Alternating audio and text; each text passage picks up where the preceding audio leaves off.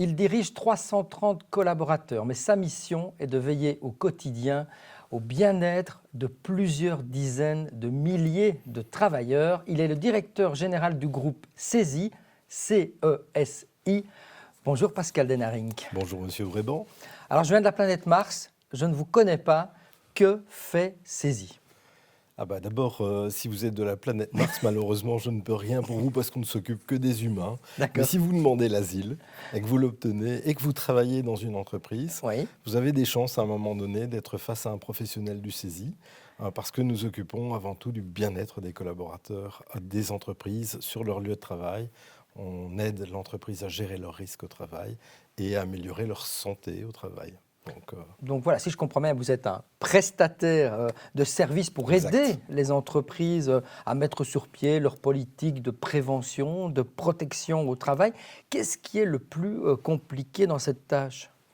Bien, d'abord, ce sont des domaines très complexes et très diversifiés. La pluridisciplinarité est une réalité de tous les jours au sein du CESI, parce qu'on couvre des domaines qui sont très très larges. Le bien-être au travail, c'est les conditions de travail matérielles, traditionnelles, etc., jusqu'au sentiment, au vécu du collaborateur, en passant évidemment par tout ce qui se passe dans la vie quotidienne de l'entreprise. Donc on doit couvrir des domaines très larges qui sont liés à la santé, donc des domaines parfois très médicaux, puisqu'on fait du suivi individuel de santé avec une surveillance de santé médicale, en passant par les aspects psychosociaux, la sécurité au travail, l'hygiène, l'ergonomie, tous les domaines qui couvrent. Chaque fois que vous posez un acte dans le monde du travail, on est censé pouvoir intervenir.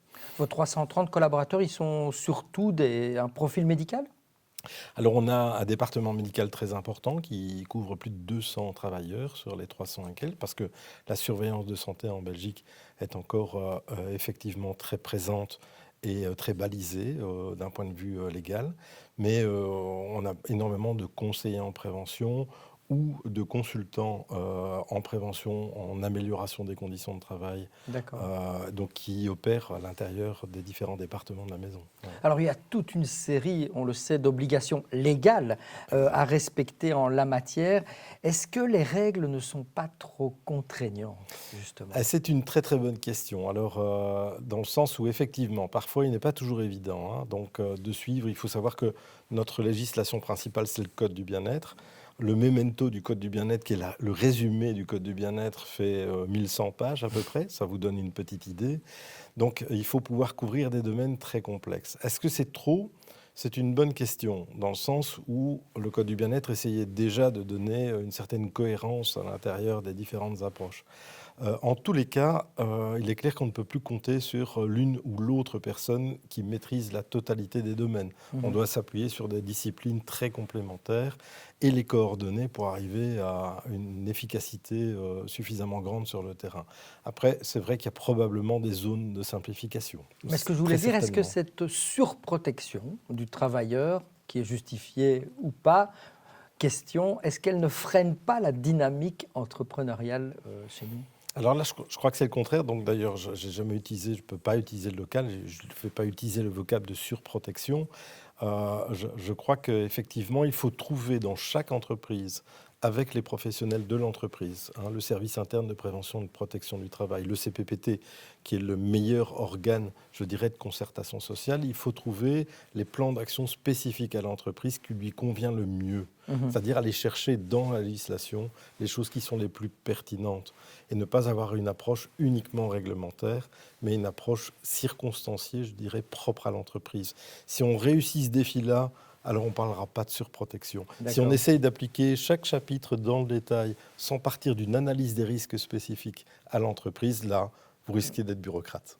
Alors, je l'ai dit, vous employez 330 collaborateurs chez CESI, mais par ricochet, vous veillez au bien-être de plus de 290 000 travailleurs, puisque CESI compte 16 000 entreprises qui sont affiliées. Ça crée challenge quand même. Oui, oui, donc effectivement, en Belgique, il y a une particularité, c'est qu'il n'y a que 10 services externes agréés, qui sont d'ailleurs en concurrence les uns avec les autres, hein. Donc, nous sommes des entreprises, des ASBL, mais ce sont des ASBL à gestion privée. Il n'y a pas de subside, hein. Il n'y a Ok. aucun subside délivré aux services externes en Belgique. C'est Mhm. uniquement la cotisation des entreprises. Et donc, on a forcément des entités qui sont significatives. Ça oblige à constituer des équipes solides avec une organisation sans faille, hein. C'est une grande machine aussi au quotidien. Donc, on fait plus de 130 000 consultations médicales par an au CESI. On a un nombre incalculable, je n'ai pas le chiffre en tête, d'analyses de risque. Le nombre d'interventions est vraiment assez impressionnant. Je crois qu'il y a plus de 2000 commandes par an à gérer dans les différentes entreprises spécifiques en dehors des missions légales. C'est pour vous donner une petite idée. Il faut une organisation qui ne laisse pas beaucoup de place à l'improvisation. Donc en termes de management, vous, personnellement, ça va? Bah oui, oui, ça va très bien. J'ai surtout une excellente équipe qui gère ça très très bien et des équipes de cadres, pas seulement une équipe de direction, des équipes de cadres. Et on a surtout affaire à des professionnels qui sont traditionnellement très autonomes. Les conseillers en prévention avec qui on travaille et les autres catégories de métiers, d'ailleurs pas que les conseillers en prévention, sont des gens qui connaissent bien leur métier et qui en général sont très autonomes et souverains dans leurs décisions quotidiennes, hein. D'accord. Sans ça, on ne s'en sort pas. Alors, vous êtes présent dans certains secteurs de l'économie plus que d'autres. Vous avez vos spécialités. Oui. Alors évidemment, avec 16 000 entreprises, on couvre à peu près tous les secteurs de l'économie, mais il y a quelques grands secteurs phares. On a par exemple, on est très très présent dans le secteur de la santé humaine, qui représente plus de 80 000 travailleurs au CESI. Donc dans ce secteur-là, le secteur hospitalier, de l'hébergement, les maisons de repos et de soins, au sens large du terme, les maisons médicales, etc. Donc ça, c'est le plus gros secteur. On est très présent dans l'enseignement, c'est historique au CESI, plus de 45 000 travailleurs dans l'enseignement, y compris dans l'enseignement supérieur. On est très présent dans le monde universitaire, Ok. les écoles supérieures, mais aussi les grands groupes d'écoles. Et le troisième grand secteur d'activité, c'est l'industrie, mais plus particulièrement le pharmaceutique, où les grands acteurs situés en Belgique francophone sont chez nous. Alors, vous êtes un des deux leaders en Belgique francophone, hein. C'est un secteur d'activité où il y a beaucoup de concurrence? Oui, il y a énormément de concurrence et je dirais que c'est très particulier au modèle belge, hein, parce que si vous allez dans des pays frontaliers, un grand voisin au sud du pays, vous verrez qu'il n'y a pas de concurrence. On n'est pas tout à fait dans un système étatique, mais on s'en rapproche. Et nous, ce sont vraiment des entreprises, même si elles sont des ASBL, ce sont des entreprises privées, à gestion privée, très contrôlées, mais privées. Et c'est la qualité du service qui fait la différence, hein. Donc, on se différencie, on essaye de se différencier par rapport à la qualité du suivi qu'on peut amener à nos clients. Et nos clients peuvent se désaffilier chaque année, s'ils le souhaitent, et changer de service externe. Donc, on est soumis à la concurrence comme n'importe quelle D'accord. entreprise. Donc, on comprend bien nos entreprises clientes. Alors, le bien-être au travail, c'est très vaste, hein, comme notion. Est-ce qu'il y a des tendances? On voit beaucoup, on parle depuis quelques années de ce fameux burn-out. Donc, on peut parler de tendance dans ce bien-être?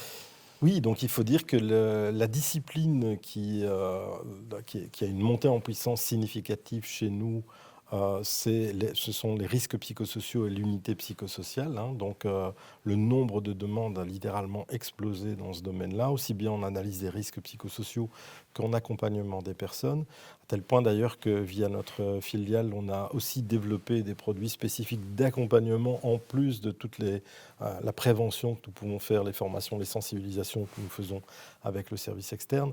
Donc c'est clair qu'on a vu une montée en puissance des risques psychosociaux. Avant, on avait les troubles musculo-squelettiques qui étaient très largement devant les absences et qui justifiaient surtout les absences de longue durée ou de moyenne durée. À l'heure actuelle, on est au coude à coude entre les troubles musculo-squelettiques qui sont toujours très présents et les risques psychosociaux. Un autre thème, hein, qui touche les entreprises, dont on parle beaucoup pour le moment, ce sont les malades longue durée, hein, plus de 500 000 en Belgique. Est-ce que vous développez des programmes spécifiques pour le retour au travail de ces malades de longue durée? Oui, alors il faut même remonter un peu la chaîne, il faut couvrir toute la chaîne de valeur. Si vous voulez vous en sortir sur la problématique de l'absentéisme, il faut couvrir toute la chaîne de valeur. Il y a évidemment toutes les mesures de prévention. Ça, c'est traditionnellement le cœur d'activité, je dirais, de notre groupe par rapport à ça. Donc, travail au sein de l'entreprise. Malheureusement, une fois que les travailleurs sont en incapacité, il y a évidemment des mises en place de réintégration qu'on est d'ailleurs en train d'affiner considérablement avec une approche pluridisciplinaire de ce retour au travail, qui est un grand défi. Là, on parle de réintégration au travail pour éviter de se retrouver en réinsertion professionnelle, c'est-à-dire malheureusement, quand il n'y a plus aucune possibilité de réintégrer le travailleur au sein de son entreprise. Là, il revient sur le marché du travail. Alors, on ne l'a pas encore dit, mais à côté de votre service prévention, protection au travail, vous avez développé une autre structure qui s'appelle One, qui est davantage axée sur la formation, sur le conseil en management, c'est ça? Alors, One touche très fort les aspects, donc historiquement parlant, One travaille sur les aspects managériaux, effectivement, et c'est toujours le cas. Il y a tout le volet ressources humaines. Par exemple, on y développe un centre d'expertise sur l'absentéisme dans une démarche pluridisciplinaire avec nos professionnels du service externe. Mais il y a aussi tout ce qui est accompagnement santé, puisqu'on est là dans une logique, je dirais, plus curative, ce que ne fait pas forcément un service externe qui s'occupe de prévention. Ouais. On arrive tout doucement à la fin de cette interview. Dernière question, Monsieur Denaring. Dans ce secteur qui est quand même très particulier, de la protection, prévention des risques au travail, vous, en tant que manager, c'est quoi vos plus grands défis à l'heure actuelle? Il y en a plusieurs. Il y en a qui sont à plus court terme, comme la réintégration, on vient de le dire. Ça, c'est réellement un défi maintenant parce qu'on est tous face à la même problématique auquel on doit faire face. Donc ça, je crois que c'est la grande problématique. Mais il y a une évolution des risques au travail qui est considérable. On a des grands défis comme les problématiques de l'inclusion, par exemple, et de la diversité, sur laquelle on doit vraiment travailler parce que ça touche fondamentalement les équilibres dans l'entreprise. On a le changement climatique qui a un impact direct sur les conditions de travail sur lesquelles nous devons préparer. Nos méthodologies doivent évoluer par rapport à ça. Et l'introduction de l'intelligence artificielle, parce que ça change considérablement le rapport au travail et voire même la place du travailleur lui-même. Donc c'est clair qu'on va devoir faire face à tout ça avec nos méthodologies de prévention et de prise en charge des collaborateurs, quand même la notion même de bien-être au travail est en train de fondamentalement évoluer. Donc l'intelligence artificielle, aujourd'hui, on sent déjà les effets, la répercussion sur le bien-être au travail. Alors, certains travailleurs se sentent démunis et plus seuls que jamais. Oui, alors on est face à une situation un peu de transition où l'intelligence artificielle fait peur à de très nombreux travailleurs. Donc on est déjà en train de créer un risque psychosocial majeur pour certaines catégories de personnel. Mais il est clair qu'à un moment donné, l'utilisation même de l'intelligence artificielle va amener d'autres catégories de risques, et notamment la difficulté, par exemple, à faire face au flux d'informations, à la véracité d'une information, au risque de se tromper. Donc, vous voyez, il y a quand même une montée en puissance des risques psychosociaux. Il y a du boulot. Bien, vous avez encore beaucoup de travail devant vous. Merci Pascal Denaring d'être venu nous parler de Cesi. Avec plaisir. Cesi, c'est dans la boîte.